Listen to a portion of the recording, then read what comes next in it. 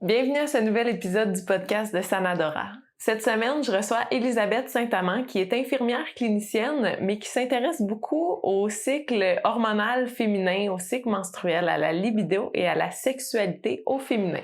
C'est le sujet qu'on aborde dans l'épisode d'aujourd'hui, donc on va briser tous les... En fait, on parle de sujets qui sont très tabous, on en parle ouvertement et je t'invite vraiment à écouter cet épisode-là et à l'envoyer à ton conjoint, aux hommes qui t'entourent pour qu'on commence à parler ensemble de notre sexualité, qu'on arrête que ce soit tabou et qu'on soit capable de discuter de ce sujet-là entre nous. Donc, avec Elisabeth, elle nous parle de la sexualité tout au long du cycle de la vie de la femme, donc tant au niveau de sa vie au quotidien, des femmes qui prennent des anovulants ou des contraceptifs avec hormones, si ça peut changer la libido. On parle aussi du cycle menstruel, on parle de la ménopause, on parle de la grossesse. Donc, on va vraiment parler de plusieurs sujets qui vont te toucher, j'en suis convaincue. Donc, je t'invite à suivre Elisabeth aussi sur les médias sociaux et à t'abonner à la chaîne YouTube et Spotify de Sanadora, ainsi que de me suivre sur Facebook et sur Instagram pour ne rien manquer du prochain contenu. Donc, je te souhaite un bon épisode aujourd'hui et dans les commentaires, n'hésite pas à nous laisser tes observations ou tes pensées par rapport à l'épisode d'aujourd'hui. Bienvenue au podcast Sanadora. Sanadora est une plateforme qui t'offre des outils pour développer ton plein potentiel. Je te transmets mes connaissances en activité physique, en massothérapie et en yoga pour te démontrer l'accessibilité d'un mode de vie sain. Je reçois également des professionnels du mindset, de la santé et de tout ce qui englobe le bien-être. Si tu es à la recherche d'équilibre à travers la performance et l'atteinte de tes buts, tu es au bon endroit, j'ai les outils pour toi.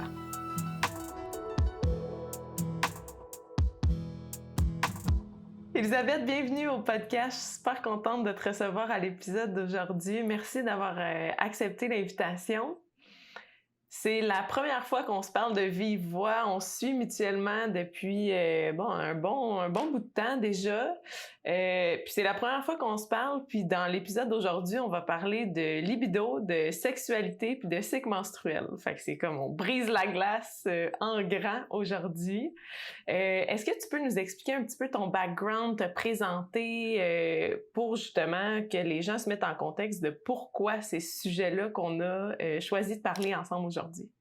Oui, donc merci de m'avoir invité à ton podcast. Effectivement, c'est vraiment cool que on se voit vraiment en personne pour la première fois. Après tous ces échanges-là via Instagram, Facebook.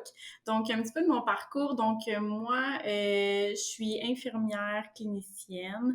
Je travaille là, à temps plein comme infirmière clinicienne, mais j'ai toujours eu un petit dada pour la santé féminine. En fait, je dis toujours, je pense probablement que ça faisait toujours partie de moi, mais cette flamme-là, elle a été allumée au moment où je suis tombée enceinte de ma première fille. Donc, quand j'ai tombé enceinte de Charlotte, je me suis posé beaucoup de questions sur le processus physiologique de la grossesse, comment mon corps va changer en réponse à la grossesse, puis comment il s'adapte à tout ça, puis que finalement, le corps, il est comme tellement bien fait. Puis en comprenant tout ça, puis en lisant sur le sujet, j'avais décidé d'aller accoucher en maison de naissance, accompagnée d'une sage-femme. Puis je pense que c'est là que tout mon intérêt envers la santé féminine a commencé. Ensuite de ça, j'ai voulu apprendre comment mon corps fonctionne en lien avec mon cycle menstruel. Donc, j'ai eu mes bébés. Ensuite de ça, j'ai pas voulu reprendre de contraception hormonale. Donc, j'ai appris la méthode symptothermique. Donc, j'ai lu beaucoup à ce sujet-là, puis j'ai pratiqué cette méthode-là environ 2 ans. Puis ça m'a vraiment donné un certain pouvoir sur mon corps. Puis encore là, c'est venu renchérir puis rajouter au fait que mon corps est comme tellement bien fait. Il me parle toujours, pas nécessairement avec des mots, mais juste selon les phases dans lesquelles il entre ou comment je me sens aussi, par exemple.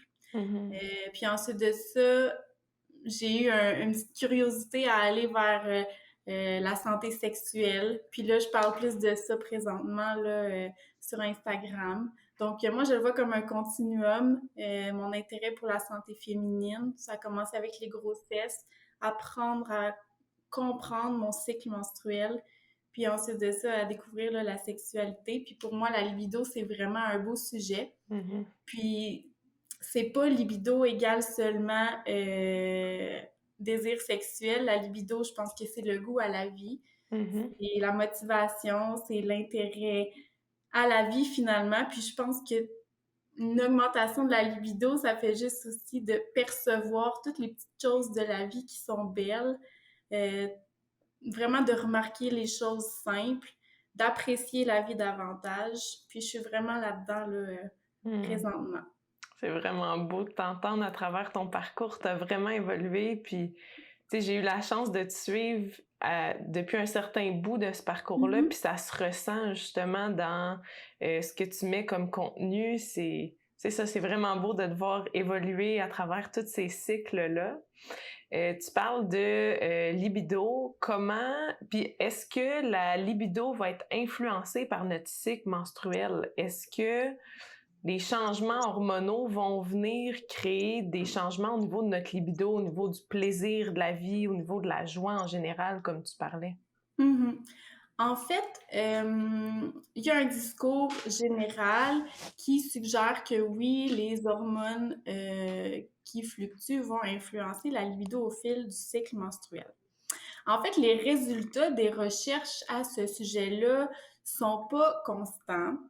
Effectivement, ce qui ressort le plus souvent, c'est que le désir sexuel, la libido, va augmenter au milieu du cycle, donc autour de l'ovulation, et aussi quelques jours avant les menstruations, chez les femmes qui ont un cycle que je vais dire libre, là, parce qu'on sait que quand on prend une contraception hormonale, donc on n'a pas les changements hormonaux, les mêmes changements hormonaux qu'une femme qui a pas de contraception hormonale, qui prend pas d'hormones. Mhm. Donc, chez les femmes qui prennent un contraceptif hormonal, les données indiquent qu'il n'y aurait pas nécessairement de variation de la libido au cours du cycle contraceptif.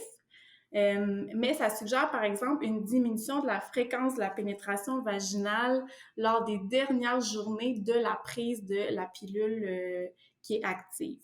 Hmm.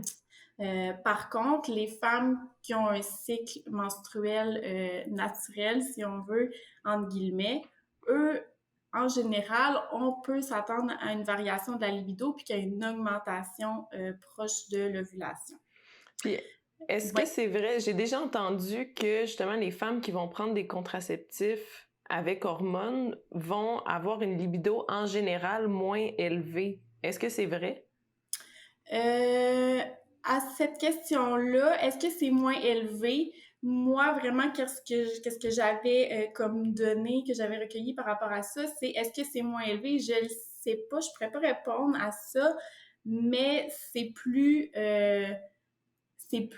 régulier OK. tout au long de leur cycle, OK. à tous les jours. Donc, il y aurait moins de fluctuations, moins de variations. Mhm. C'est certain qu'il y a des effets secondaires de la pilule contraceptive. Donc, est-ce que ça influence la libido?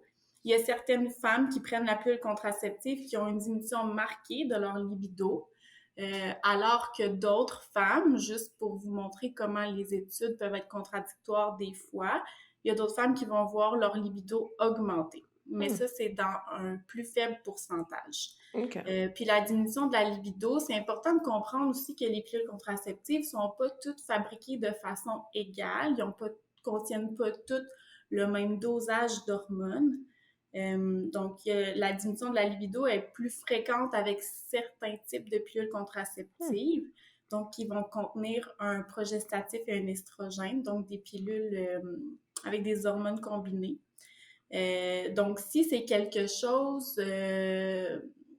qui est important qui serait important d'adresser, par exemple, une femme qui a une perte de libido suite à la prise de la pilule contraceptive, ça peut aussi être discuté avec le médecin Hmm. des alternatives.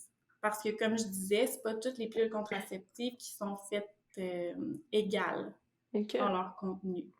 C'est vraiment intéressant. Puis si, tu sais, tu disais tantôt que justement au niveau des femmes, je pense que c'est les femmes avec un cycle naturel qui vont avoir un pic avant leur menstruation. Oui. Mais si une femme justement ressent moins de désir avant ou pendant ses menstruations, Mm-hmm.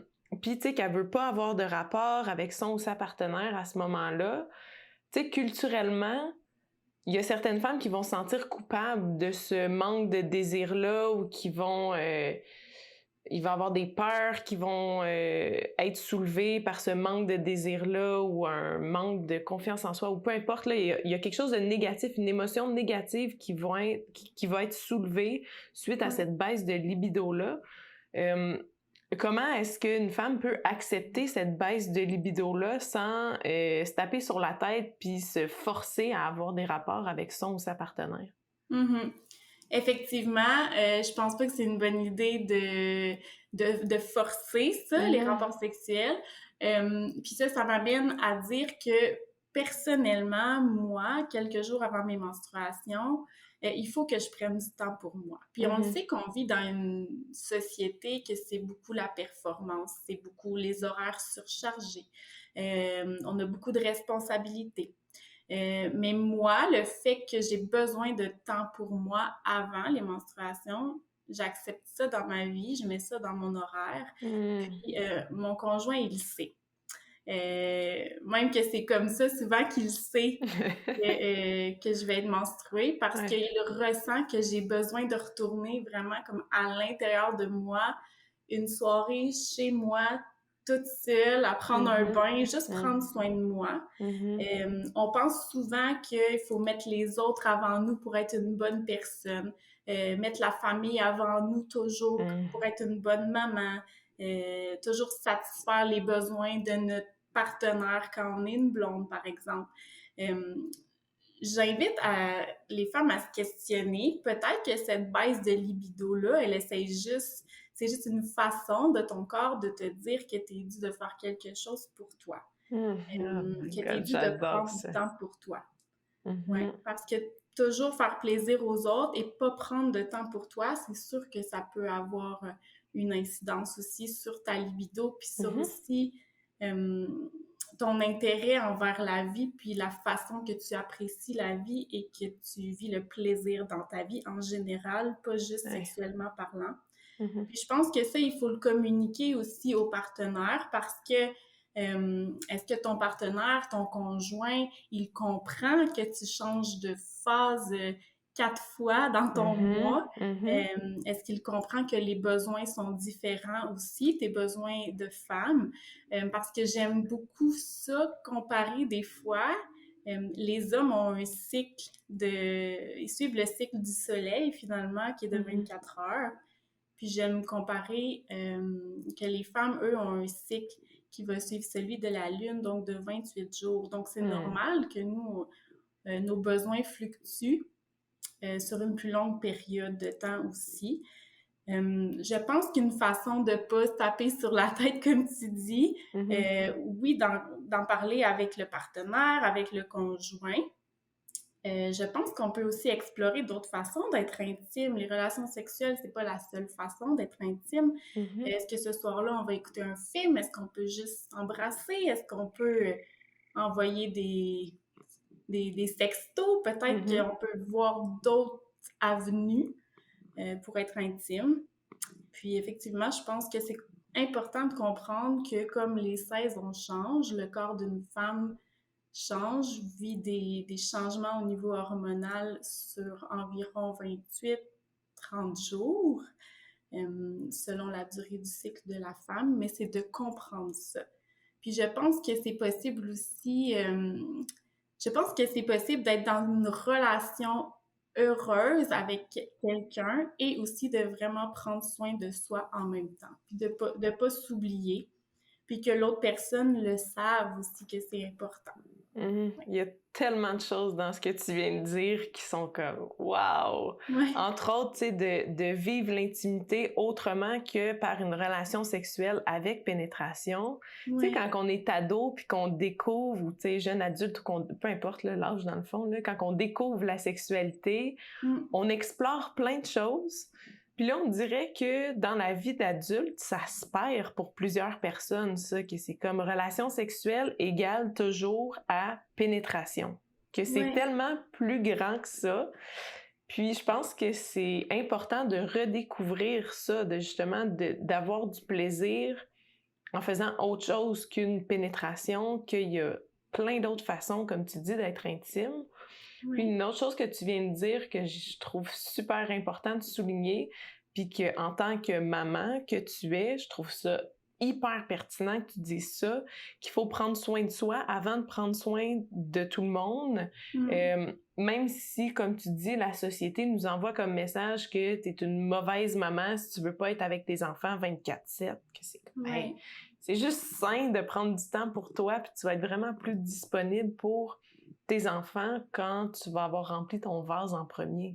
Oui, exactement. Puis, pour certaines femmes, il est possible au cours de sa vie qu'elles perdent ses menstruations, dû au stress, dû à une grande perte de poids, un débalancement hormonal, peu importe la raison. Est-ce que le fait de perdre ses menstruations va avoir un impact sur la libido? En fait, je pense que ça peut avoir un effet négatif sur la libido, le fait de perdre ses menstruations. On sait aussi que la perte de menstruation, qui s'appelle l'aménorrhée, ça peut être associé aussi à d'autres symptômes qui peuvent être anxiogènes. Par exemple, ça peut être des symptômes qui vont s'apparenter à la ménopause parce qu'on n'a plus de cycle menstruel, on n'a plus de variation des hormones. Puis, on sait qu'à la ménopause, souvent, on peut voir une diminution de la libido. Donc, c'est sûr que on peut avoir un certain stress avec ça. Donc, perte de libido, bouffée de chaleur, la sécheresse vaginale aussi, qui peut être un problème qui peut être vécu par celles qui ont l'aménorrhée. Donc, c'est sûr qu'à ce niveau-là, oui, on peut toujours aller aider avec des lubrifiants, par exemple, ou vivre la sexualité d'une autre façon que la pénétration vaginale, comme on vient de le nommer. Mais oui, je pense que l'aménorrhée, ça peut avoir des répercussions sur la libido, vu aussi, comme j'ai mentionné un petit peu plus tôt, tous les problèmes qui vont venir avec ça. Qui peuvent être anxiogènes. Aménorrhée, ça peut être synonyme aussi des fois de mal de tête. Bien sûr, des difficultés à tomber enceinte parce qu'on sait quand on n'a pas de cycle menstruel, on ne tombera pas enceinte, en fait, si on n'a pas d'ovulation. Parce que en aménorrhée, quand on a perdu les menstruations, donc les ovaires, ils libèrent pas d'ovules chez la plupart des femmes qui sont atteintes d'une perte de menstruation. Donc, oui, avec tous les problèmes associés à ça, puis c'est important, puis je veux revenir là-dessus, l'importance d'avoir un cycle menstruel, pas juste pour la libido, malgré que c'est le sujet principal d'aujourd'hui, mais aussi pour tout ce qui est la santé en général, parce que on a besoin de ces hormones-là, ces hormones sexuelles-là, par exemple, pour avoir une belle santé osseuse, par exemple. Donc, une perte des menstruations, ça peut aller jouer à différents niveaux au niveau de la santé et oui, au niveau de la libido, par exemple. Je trouve que les femmes, c'est tellement un privilège d'être menstruées parce que ça nous donne tellement de signaux sur notre santé en général. Puis, tu sais, autant l'ovulation que les menstruations, ça a un impact sur plein d'autres systèmes, plein d'autres facteurs de notre vie que les menstruations et l'ovulation, c'est comme un bilan de santé à chaque mois qu'on a. Fait effectivement. C'est de changer notre perception des menstruations, de ça fait chier être menstruée, puis c'est donc tu sais, encombrant ou c'est donc tannant. Ou... Non, c'est un privilège, puis il faut... Tu sais, quand on change notre perception, je pense que c'est là qu'on commence à le vivre différemment aussi, puis qu'on peut embrasser sa féminité plus profondément. Tu parlais que tu as commencé à t'intéresser justement à tout ce qui est santé féminine lors de tes grossesses. Bon, on le sait, la grossesse, ça va être un des plus grands changements dans la vie des gens. Mais pour les femmes, pour avoir entendu des femmes parler lors de leur grossesse, tu sais, c'est un gros changement au niveau physique, au niveau hormonal, au niveau du mode de vie. Comment ou qu'est-ce que tu pourrais suggérer, ou en fait, comment une femme qui est enceinte peut vivre une sexualité qui est épanouie avec tous les changements hormonaux et physiques? Parce que c'est sûr que quand t'es rendu à 8 mois de grossesse, c'est comme... Ta sexualité est différente à cause que les hormones sont pas pareilles, le corps est pas pareil, ta vision de ton corps est pas pareille non plus. Donc, ce serait quoi tes conseils, toi qui as passé par 2 grossesses, pour accepter puis embrasser ce moment-là aussi? Je pense qu'en premier, c'est de se dire qu'une femme enceinte, c'est comme tellement beau, puis c'est vraiment... c'est tellement... Ça incarne la féminité, puis le pouvoir qu'on a, nous, les femmes, de faire grandir la vie en nous. Puis j'aime toujours ça aussi, faire un parallèle avec... Je pense qu'on n'est pas maman juste si on a des enfants dans la vie. Je pense qu'en étant femme, on est maman, peu importe. Juste avoir un projet qui nous tient vraiment à cœur, puis de le faire naître, puis de le faire grandir. Je pense que on peut tous avoir peut-être un petit peu comme cette image-là de maman. Par rapport à la grossesse, c'est sûr que pendant les 9 mois, la libido, elle peut faire des montagnes russes. Ça peut varier, ça c'est certain, parce que aussi, il y a la femme qui voit son corps changer, il y a son conjoint qui va voir aussi le corps de sa femme qui va changer. Donc, ils ont chacun aussi leur façon d'envisager cette grossesse-là, puis aussi, il y a le stress du futur rôle de parent. Selon les expériences de vie, il va être perçu d'une façon différente d'une femme à l'autre, d'un couple à un autre. Je pense qu'il n'y a pas une sexualité normale, entre guillemets, durant la grossesse, mais je pense que la communication au sein du couple, elle est super importante. On s'entend qu'il y a aussi, au début de la grossesse, souvent, il y a les nausées, la fatigue, les vomissements. Donc, c'est normal que le désir sexuel, suite à tout cela, il soit diminué. Puis une fois passé ces mots grossesse-là, souvent, ces craintes-là sont passées, mais il y en a des nouvelles aussi qui vont apparaître. Puis par exemple aussi avec le corps qui change, donc les positions qui sont les positions lors des rapports sexuels qui sont peut-être à modifier, peut-être à changer avec le ventre qui est plus imposant. Donc, adapter les positions pour qu'il y ait plus de confort. Je pense que ça passe beaucoup par la communication. C'est sûr qu'il y a tellement de changements hormonaux aussi. Ça peut faire qu'il va y avoir une lubrification vaginale qui va être diminuée. Donc, on peut utiliser un lubrifiant sans parfum, sans colorant. Ça aussi, c'est une suggestion. C'est sûr aussi que peut-être que des fois, il y a des craintes d'avoir des rapports sexuels par peur de blesser le bébé ou par peur de risque d'augmenter les risques de fausses couches. C'est sûr que l'activité sexuelle, s'il n'y a pas rien qui contre-indique ça sur le plan médical, ça peut être poursuivi aussi durant toute la grossesse. Donc, ça augmente pas les risques de fausses couches. Puis, tu sais, anatomiquement parlant, c'est pas possible non plus de blesser le bébé là, pendant le rapport sexuel. Fait que des fois, c'est de juste mettre ça en lumière pour diminuer le stress. Mais je pense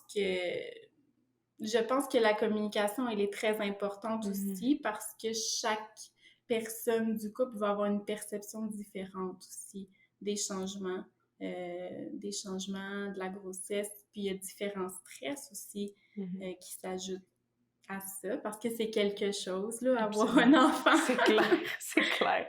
C'est tout un changement dans la vie. Ouais. Puis je pense que c'est d'embrasser ou d'accueillir ces changements-là aussi, puis tous les états d'esprit.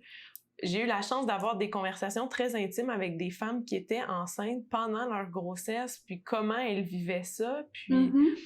Tu sais, justement, le message qui est souvent véhiculé par rapport à la maternité, la grossesse, c'est comme, c'est donc beau, c'est le plus beau moment du monde, puis c'est comme, c'est pas toutes les femmes qui vivent ça comme ça, c'est comme, c'est une journée, tu te lèves puis tu te sens comme une grosse baleine, ben c'est comme, tu sais, accueille ça dans la journée, puis c'est comme, c'est correct que tu passes par ça aussi, puis c'est correct que tu aies de la difficulté à accepter ton corps, puis encore là, ça fait pas de toi une moins bonne maman parce que tu trouves ta grossesse difficile, parce que ton corps change, puis t'as plus l'impression d'habiter ton corps.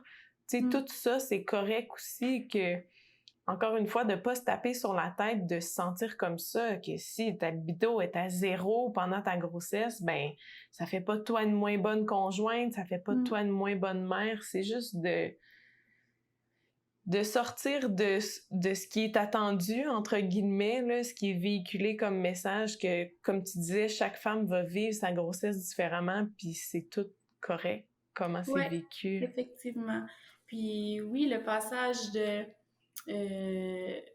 avant la grossesse à avoir un bébé, il y a déjà dans la littérature, j'avais lu, là, ils comparaient ça à quand on est enfant, puis on passe la puberté, puis on devient comme adolescente. C'est comme un changement d'identité un petit peu, puis on vit ça comme le passage de l'enfant à l'adolescence, le passage d'être une femme puis devenir une maman. Puis je pense qu'il faut le normaliser, ça, que c'est difficile. C'est difficile, puis c'est ça, c'est de normaliser que ça arrive, oui, malgré le message qui est véhiculé, là, comme tu dis, que c'est toujours tellement beau. Oui, il y a des femmes qui vivent ça de façon plus facile que d'autres, mais encore là, ça dépend de tout ce qu'on a vécu avant, les craintes qu'on a face à ça. Il y a tellement de facteurs. Oui, absolument. Puis je trouve ça intéressant que tu parles du passage de femme à maman. J'ai souvent entendu parler des hommes nommer ça plus que des femmes, que leur conjointe, quand elles deviennent maman, c'est comme... Tu sais, c'est juste l'enfant qui compte, puis là, le conjoint, c'est comme il prend le bord, puis il n'y a plus de rapport sexuel, il n'y a plus de date night, il n'y a plus de sortie sans les enfants. De ce que je perçois de toi, c'est quelque chose que tu arrives à séparer, ton rôle de maman, ton rôle de femme, puis tu arrives à vivre pleinement, ou en tout cas, c'est ma perception, que tu arrives à vivre pleinement les deux. Premièrement, est-ce que je me trompe? Puis deuxièmement, c'est drôle que tu me dises ça parce que ça a changé, là. Je te dirais, oui, moi, quand j'ai eu mes enfants, j'ai tout donné à mes enfants. Puis c'est vrai que j'ai des difficultés à ce niveau-là parce que quand on a le nouveau rôle de maman, j'ai été beaucoup plus maman, puis la femme était plus vraiment là, voire plus là du tout. Mais je pense qu'il faut vivre des saisons un petit peu plus noires, puis les accepter pour arriver après ça à vivre des saisons un petit peu plus claires. Puis ça, pour moi, je pense que ça a été ça, que je me suis tellement perdue. Puis à un moment donné, je pense que je me suis dit comme c'est assez. Puis j'ai compris que c'était pas la seule façon d'aimer mes enfants, de passer 24 heures sur 24 avec eux, de les garder à la maison toujours. Mais malgré tout, je dis ça, mais j'ai été comme super heureuse puis reconnaissante d'avoir pu faire ça. D'avoir pu être avec mes enfants, mais avec le temps, je change, j'avance dans ma vie, j'ai fait beaucoup de changements. J'ai tellement changé que des fois, je me reconnais à peine. Mais oui, moi, quand j'ai eu mes enfants, je me suis perdue en tant que femme. Et là, maintenant, oui, je me suis retrouvée. Je pense qu'on a toute notre façon d'être femme aussi. Absolument. Puis c'est correct, je pense, d'être autant maman à la maison que de décider d'aller travailler. Je pense que l'important, c'est que nos enfants voient que maman, elle est heureuse. Ah, ouais. Donc, même si elle change, même si elle n'est pas toujours physiquement là, je pense effectivement qu'il y a plein de façons d'aimer nos enfants, mais que la meilleure façon, c'est que maman soit heureuse. J'adore ça. Oui, Oui, je pense absolument. ça. Puis, selon toi, c'est quoi les autres, ou selon les études, c'est quoi les autres facteurs qui influencent la libido? Est-ce que c'est juste hormonal ou il y a d'autres choses qui peuvent faire changer la libido? Non, effectivement, c'est pas seulement hormonal. Donc, qu'est-ce qui peut influencer la libido? C'est sûr que là, aujourd'hui, on parle du cycle menstruel et je pense que ça peut avoir une incidence sur la libido, mais je pense pas qu'on peut lier les changements de libido seulement au cycle menstruel. C'est multifactoriel, la libido, ça va jouer en lien avec la nutrition, avec le niveau d'exercice physique, avec le niveau de stress, avec un horaire de vie. Est-ce que ton horaire de vie, il est trop chargé? On sait aussi que la libido peut jouer par rapport à la médication qui est prise.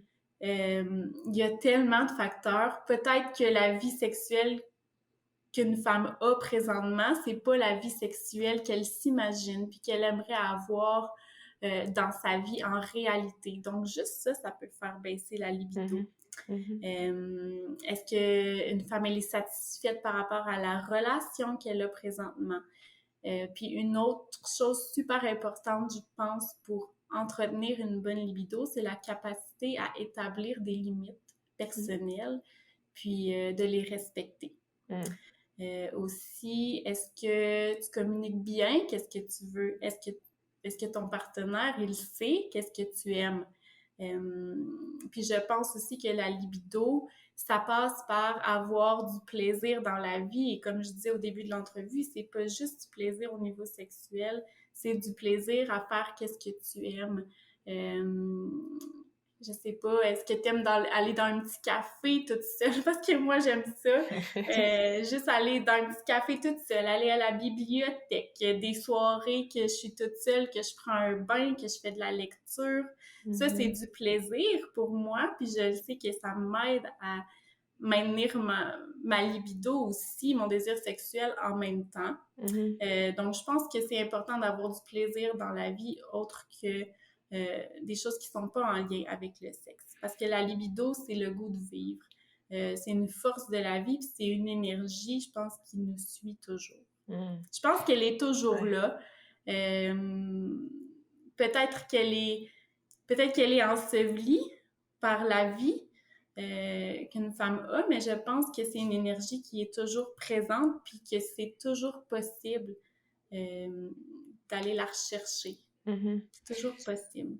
Puis, je sais pas si tu es familière avec les langages de l'amour de Five Love Language. Non. OK, c'est un livre qui a été écrit, j'oublie le nom de l'auteur, mais c'est les façons qu'on a de... en fait, notre langage de l'amour. Donc, il y en a 5 que l'auteur décrit. Je vais essayer de me rappeler des 5. Il y en a un, c'est les mots d'affirmation, donc de recevoir des compliments. Est-ce que moi, je me sens aimée quand mon conjoint, ma famille, mes amis me complimentent, me disent des mots positifs, me félicitent sur certaines choses? Il y en a que ça va être des actions. Est-ce que je me sens aimée, appréciée quand quelqu'un me cuisine un repas, quand mon chum fait la vaisselle, quand il fait le ménage, peu importe? Est-ce que je me sens appréciée quand je me fais donner des cadeaux? Quand je reçois quelque chose, que quelqu'un m'achète quelque chose, c'est comme « Ah, cette personne-là m'aime donc bien, elle a pensé à moi. » Est-ce que c'est des activités quand quelqu'un passe du temps avec soi, donc par exemple aller à la montagne, faire une sortie en couple, entre amis, c'est là qu'on se sent apprécié, aimé. Puis le 5e, il m'échappe, mais c'est ça, il y en a un 5e. Puis je pense que qu'est-ce qui est important dans nos relations amoureuses, amicales, familiales, avec des collègues, peu importe nos relations humaines, c'est important de connaître le love language de « Ah, c'est ça l'autre! » C'est le toucher. C'est d'être touché, l'affection, des relations sexuelles, par exemple, que ça, on se sent aimé, apprécié de cette façon-là. Je pense que c'est important de connaître son langage de l'amour et de connaître celui du partenaire parce que si mon partenaire, c'est de recevoir des cadeaux, puis que moi, mon langage à moi, c'est de faire des activités, puis que mon chum m'achète toujours des cadeaux, mais qu'on fait jamais d'activités ensemble, pour lui, il me démontre qu'il m'aime parce qu'il m'achète des cadeaux. Mais pour moi, un cadeau, ça veut rien dire. Moi, ce que je veux, c'est d'aller passer une journée avec ou de passer du temps avec. Fait que de connaître son langage et le langage de notre partenaire, ça facilite la communication puis la façon de faire des gestes qui démontrent l'affection envers l'autre. Puis je pense que ça va avoir un lien avec la libido aussi. Puis un truc que l'auteur donne dans le livre pour connaître son langage de l'amour, c'est qu'est-ce qu'on on critique l'autre de pas faire.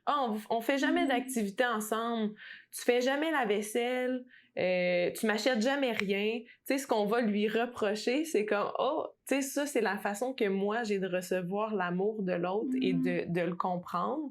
Donc, je pense que ça peut être une piste intéressante aussi pour aller travailler au niveau de la libido, justement, que, tu sais, si mon love language à moi, c'est de faire une activité, puis que je passe, tu sais, mon chum, il m'amène en date, puis qu'on passe une journée spéciale toutes les deux, ben ça se peut que ce soit plus propice à une relation sexuelle ou un rapprochement quelconque que s'il m'achète un cadeau, c'est comme, ben merci, tu sais, c'est fin.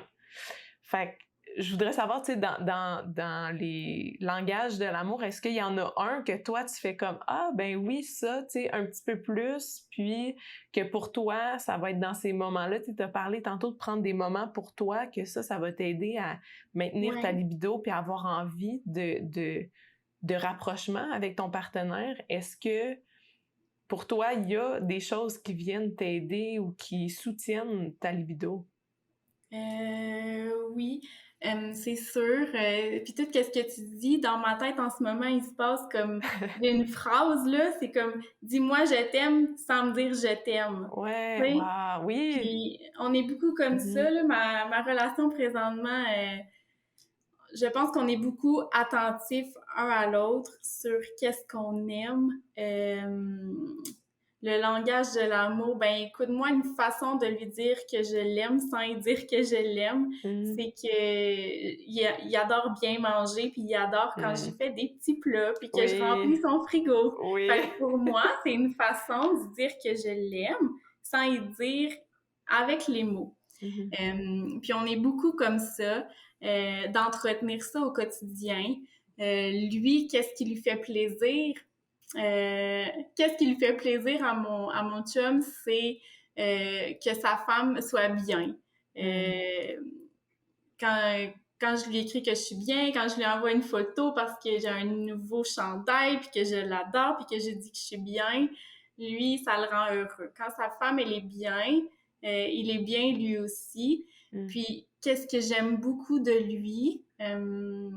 C'est qu'il m'appelle des fois sa petite sorcière. Il sait que je suis très comme cycle menstruel, que j'ai besoin du temps pour moi avant les menstruations. Puis des fois, il va le ressentir avant moi, que je suis due pour une soirée toute seule.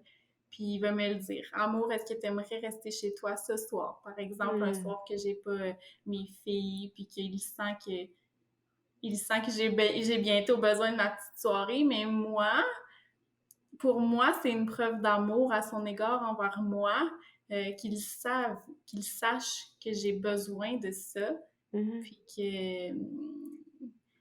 qu'il l'accepte, qu'il sache, puis qu'il m'invite même à prendre du temps pour moi, là, finalement. Je pense que c'est vraiment dans les petits gestes qu'on entretient l'amour, puis que la libido reste toujours là. Oui, absolument. Ouais. Je trouve ça vraiment beau ce que tu dis. Mm. En terminant, si tu avais 3 conseils à donner aux femmes sur leur sexualité en général, donc pas juste sur la libido, le cycle menstruel, mais sur leur sexualité, qu'est-ce que ce serait ces 3 conseils-là? 3 conseils courts. Premièrement, pour travailler sur ta libido, je pense que premièrement, il faut que tu aies du plaisir dans ta vie. Donc, demande-toi si dans ta vie, tu sais, le plaisir, il est où dans tes priorités? Est-ce que la vie que tu vis présentement, c'est la vie que vraiment dans ton cœur, celle que tu veux? Parce que je pense qu'aussi les problèmes de libido, ça peut être dû à ça. De toujours... Je pense qu'on le sait tout dans notre cœur, si la vie qu'on vit, c'est vraiment celle qu'on veut. Puis je pense que des fois, si c'est pas la même chose, que ça peut venir jouer sur la libido directement parce que on va avoir moins de plaisir dans la vie aussi. Fait que premièrement, t'assurer d'avoir du plaisir dans ta vie. Deuxièmement, de pas avoir peur de dire qu'est-ce que tu veux puis de quoi tu as envie. Puis ça revient un petit peu à l'idée d'avoir des limites puis de les respecter. Donc, de pas avoir peur de demander ce que tu veux. Puis, je pense qu'en troisième place, je dirais de pas avoir peur d'être seul avec toi-même. Je pense qu'il faut des périodes qu'on est seul avec soi-même pour arriver à bien se comprendre, pour vraiment, je dis souvent comme retourner à l'intérieur, puis quand on a des émotions qu'on comprend pas, c'est de les accepter, mais de s'asseoir avec ces émotions-là aussi, puis d'essayer de les comprendre. Donc, je pense que c'est trois choses qui sont assez importantes là, pour avoir une bonne libido, puis c'est trois choses qui ont même pas vraiment rapport avec le sexe, tu sais. On peut faire un lien avec ça, mais c'est pas nécessairement ça. Oui, absolument. Oui. Avant que je te pose la dernière question, je voudrais que tu dises aux gens où est-ce qu'ils peuvent te trouver s'ils veulent des informations, s'ils ont des questions, où est-ce qu'ils peuvent prendre ton contenu? Oui, présentement, je suis beaucoup plus présente sur Instagram. Donc, mon compte Instagram, elisabeth.saintamant. Donc, vous pouvez me rejoindre en message privé via cette page-là. C'est vraiment le canal principal, je dirais, pour me rejoindre. Donc, voilà, oui, sur Instagram. Excellent. Donc, une dernière question pour terminer aujourd'hui. Je voudrais savoir, c'est quoi pour toi être en santé? Wow, toute une question! C'est quoi pour moi être en santé? Bon, ben, moi, je me perçois en santé parce que je le sais que de plus en plus dans ma vie, tu sais, je me vois beaucoup changer. Ma santé, c'est pas juste au niveau du plan physique, c'est comment je me sens. Je me sens en santé à cause que... C'est drôle, je me sens en santé à cause que je vois la magie partout dans ma vie. Je vois toutes les petites choses,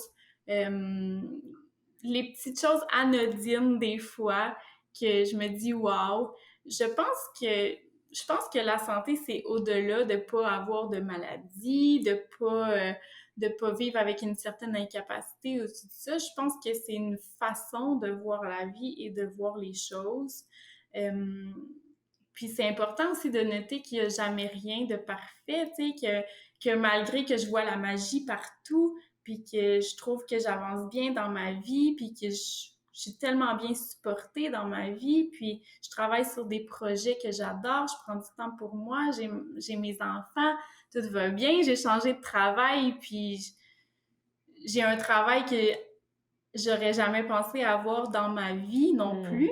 Fait que j'ai tellement de belles choses, mais il faut pas oublier aussi que malgré toute cette magie-là, je vois aussi de la magie dans les choses qui sont un petit peu plus négatives, puis qui me font sentir moins bien. Mais bon, c'est de les accepter, puis de pas les laisser enterrer mon autre côté qui est plus optimiste, puis vraiment reconnaissante. Je pense que c'est de la reconnaissance aussi de tout ce que j'ai. Pour moi, la santé, c'est ça. C'est ma perception de la vie puis le goût de vivre. J'adore ta réponse. Merci énormément, Elisabeth. C'était vraiment pertinent. J'ai adoré tes réponses. Je pense que les gens qui vont écouter l'épisode aujourd'hui, autant hommes que femmes, parce que j'invite vraiment les femmes qui vont écouter cet épisode-là à le partager avec les hommes de leur vie, de leur entourage pour qu'on parle de ces différences-là, puis qu'on fasse juste parler ensemble. Tu disais tantôt que la communication, c'est tellement important. Je suis 100% d'accord avec ça. Oui. Puis ça rapproche aussi de communiquer comme ça. Ah oui. Donc, merci énormément pour ton temps et j'invite les gens à aller te suivre sur ta page Instagram. Bienvenue. Merci à toi, Mylène. J'espère que l'épisode d'aujourd'hui t'a plu et que tu t'es senti interpellé par quelque chose qu'on a discuté, Elisabeth et moi. Je t'invite à la suivre sur Instagram et lui écrire si tu as des questions, des commentaires par rapport à l'épisode d'aujourd'hui ou juste pour voir son contenu puis t'informer par rapport à ta sexualité, ton cycle hormonal, ton cycle menstruel. Et je t'invite aussi à partager l'épisode avec quelqu'un avec qui tu aimerais ouvrir une discussion sur ces sujets-là. Soit ton conjoint, ta conjointe, ton partenaire, une amie, peu importe, quelqu'un avec qui tu aimerais discuter de ce qu'on a parlé aujourd'hui. Je t'invite à suivre Sanadora sur Facebook et Instagram et à t'abonner à la chaîne YouTube et Spotify pour ne rien manquer du prochain contenu. Je te souhaite une magnifique journée et on se revoit bientôt dans un prochain épisode.